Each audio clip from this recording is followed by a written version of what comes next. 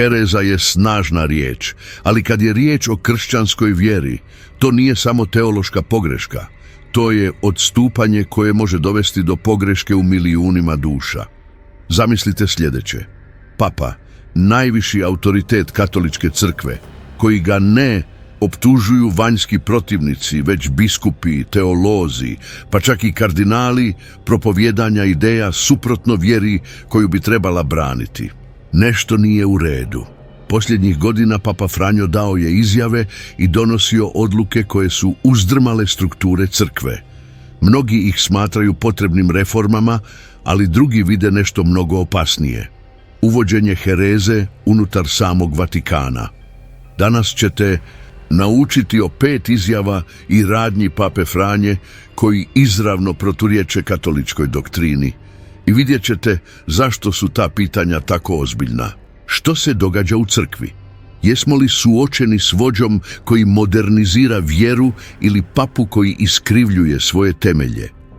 Odgovor bi vas mogao iznenaditi. Katolička crkva nije samo vjerska ustanova. Oblikovao je zapadnu civilizaciju, utjecao na kraljevstva, ratove, umjetnost i znanost. Stoljećima su ga viđeni kao čuvar kršćanske vjere. Međutim, u posljednje vrijeme nešto se promijenilo. Crkvena kriza nije započela s papom Franje. Desetljećima se katoličanstvo suočio s padom vjere, unutarnjih skandala i dubokih podjela. Sekularizacija zapadnog društva, moralna relativizacija i slučajevi korupcije unutar svećenstva stvorile su okruženje u kojem je autoritet crkve već bio krhki. Upravo je u ovom scenariju 2013. godine Jorge Mario Bergoglio preuzeo papinstvo usvojivši ime Francisco. Od prvog trenutka predstavio se kao drugačiji vođa, jednostavan, blizak ljudima, voljan razbiti tradicije. Ali ubrzo su njegove riječi i stavovi počeli postavljati pitanja, ono što su neki nazvali progresivne reforme. Drugi su smatrali opasnim izobličenjem katoličke doktrine. I prošlo je dugo prije nego što su se pojavile prve optužbe za herezu. Idemo odmah do točke. Koje su ovih 5 hereza Pape Franje i zašto se smatraju tako ozbiljnim? Krivovjer, sve su religije Božja volja, u veljači 2019. Papa Franjo potpisao je zajednički dokument s muslimanskim vođom, poznatim kao dokument o ljudskom bratstvu, gdje kaže da je raznolikost religija draga Bogu. Ova je izjava stvorila neviđenu teološku krizu. Kako papa može reći da Bog želi postojanje religija koje poriču Krista? Ako su sve religije podjednako valjane, što je onda značenje kršćanstva? Katolička doktrina uvijek je izjavila da izvan crkve nema spasenja. Istina je stoljećima naučila prethodna papa. Krist je rekao u Ivanu 14:6: Ja sam put, istina i život. Nitko ne dolazi kod Oca osim za mene. Francis, sugerirajući da Bog želi raznolikost religija, frontalno proturječi tradicionalnoj doktrini. Ovo nije samo teološka pogreška, to je hereza koja relativizira istinu evanđelja. Druga hereza, dopuštenje da se zajedništvo razvede u drugom savezu, druga izuzetno kontroverzna točka, bila je njegova apostolska pobuda Amoris Laetitia, objavljena 2016. godine. Dokument se otvara za razvedene i uskrsnute katolike kako bi primili zajedništvo bez potrebe za poništavanjem prethodnog braka. To u potpunosti razbija tradicionalno učenje crkve koje brak vidi kao neophodan sakrament. Isus je rekao u Mateju 19:6: Stoga, ono što je Bog ujedinio, čovjek se ne razdvaja. Prednji pape nebrojeno su puta pojačale ovu doktrinu. Ivan Pavao II, na primjer, jasno je dao do znanja da ljudi u preljubu ne mogu primiti Euharistiju bez pokajanja i promjene života. No, Francis je odlučio ponovno interpretirati ovo učenje, omogućujući biskupima da usvoje različite prakse u svojim biskupima. To je stvorilo zbrku koja se nikada prije nije vidjela unutar same crkve. Mnogi teolozi to smatraju doktrinalnom promjenom prerušenom u pastornost.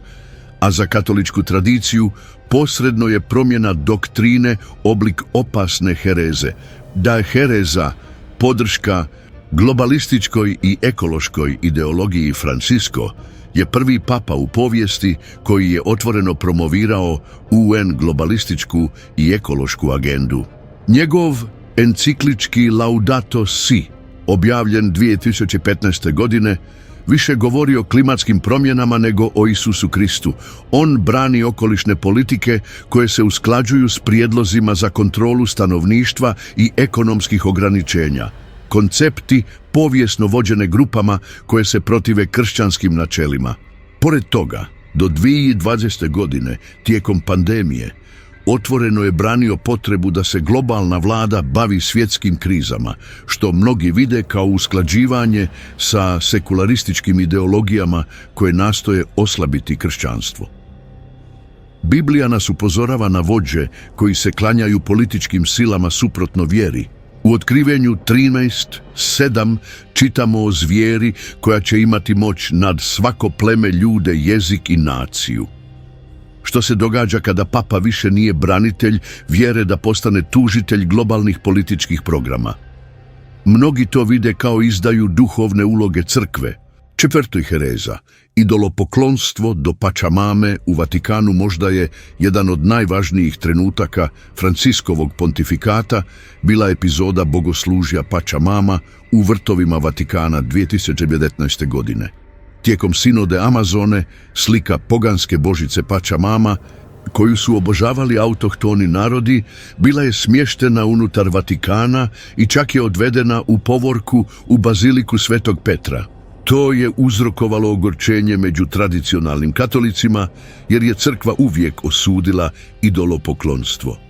Božja prva zapovjed je jasna: nećete imati druge bogove prije mene. Izlazak 23. Nekoliko kardinala demantiralo je ovaj čin kao otvoreno otpadništvo. Nikada prije nije imao papu da dopusti pogansko štovanje u srcu kršćanstva. Pitanje je, zašto je Francisco to prihvatio? Za mnoge je to bila javna demonstracija njihovog relativističkog pogleda na vjeru, gdje se mogu prihvatiti sve religije i uvjerenja, čak i ona koja uključuju idolopoklonstvo. Peti hereza, izjava da Bog nije mađioničar sa štapom. Francisco je 2014. godine dao izjavu koja je stvorila zbunjenost među katolicima. Kad čitamo izvještaj o stvaranju u postanku, riskiramo zamisliti da je Bog mađioničar sa štapom koji je sposoban učiniti sve. Ali to nije tako. Ovaj je govor otvorio opasne presedante. Mnogi su teolozi istaknuli da ovo gledište smanjuje Božju nadnaravnu moć i čini prostor za čisto materijalističku interpretaciju stvaranja. Kršćanska tradicija uči da je Bog stvorio svemir ničega, svojom božanskom i svemoćnom voljom. Ali minimizirajući ovaj aspekt, čini se da se Francis usklađuje sa znanstvenim i sekulariziranim stavom koji ne stavlja vjeru u središte postojanja. To postavlja temeljno pitanje: ako se čak i Božji koncept može relativizirati, što je ostalo od kršćanske vjere? To nisu samo prenošenje kontroverze. To su temeljna pitanja koja utječu na osnovu katoličke doktrine. Francisovi zagovornici kažu da samo modernizira crkvu. Ali modernizirati znači uskraćivanje svetih učenja. Znači li to staviti Krista u pozadinu? Iz ranih stoljeća crkva je uvijek upozoravala na lažne majstore. Apostol je sam Pol napisao: čak i ako mi sami ili nebeski anđeo najavljuju još jedno evanđelje izvan onoga što sam vam već najavio, budite anatema. Galačanima 1:8. Obzirom na sve to, postoje samo dvije mogućnosti. Bilo je Papa Franjo nesporazum reformator ili je vođa koji crkvu preusmjerava iz svoje istinske misije. A sad pitam, što mislite? Komentirajte svoje mišljenje i podijelite ovaj video. Rasprava se mora dogoditi. Istina se ne može ušutkati.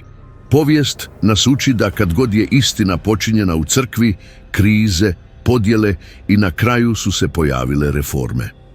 U prošlosti su veliki sveci i liječnici vjere borili protiv doktrinalnih odstupanja kako bi očuvali Kristovo učenje. Danas se katolička crkva možda suočava s jednim od najupečatljivijih trenutaka u svojoj povijesti.